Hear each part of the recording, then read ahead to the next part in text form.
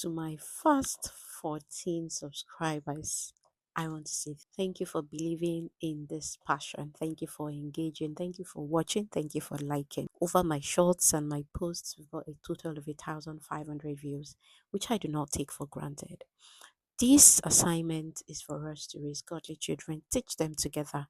I know sometimes as parents we get confused of what part of the scripture to read, where to start from, how to make a change, and that is why this page is here.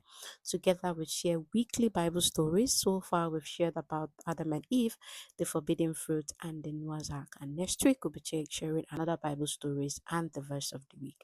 Now, what I encourage is those videos that deliberately make short so you can watch, rewatch without consuming too much data, and also makes this memory verse simple so the children can assimilate. So I just implore us to please be dedicated to this. Ensure we share with others. Ensure we read the scriptures with them. Just take 5 minutes a day. Now, a quick reminder about the verses we've read so far. First week, we learned about the story of Adam and Eve, and there our memory verse is Genesis 1:31. God saw all he has made and it was very good. And that includes your children, that includes their body type, that includes everything about them. And second week, we learned about the forbidden fruit. And our memory verse for that week is John 14:15, which says, If you love me, you keep my commandment. And this is to teach both the children and the adults that love isn't just about saying it, it's about what we do. So if we claim to love God, we claim to love our parents, we need to listen to their instructions. We need to obey the instructions and their commandments.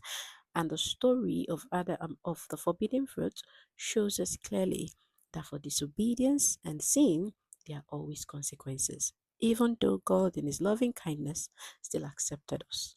And then on the third week, we learned about Noah's Ark. And our memory verse is Psalm 56 and verse 3.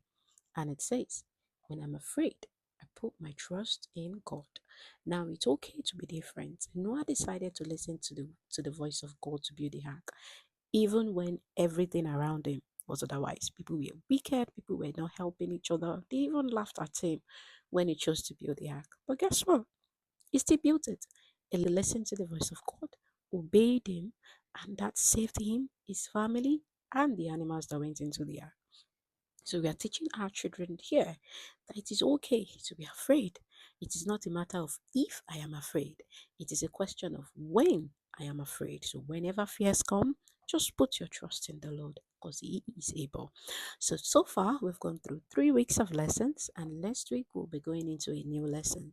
I hope you stick around, enjoy the short and the videos posted with the lessons and the verses of the week. Encourage them to repeat the lessons learned with you and give them a refresher of every lesson and verse of the week as the days go by so they remember it. Together, we will raise godly children because guess what? It is not an option, it is a calling, and we won't fail God in this assignment. I hope to see you on the next one, and do have a blessed day.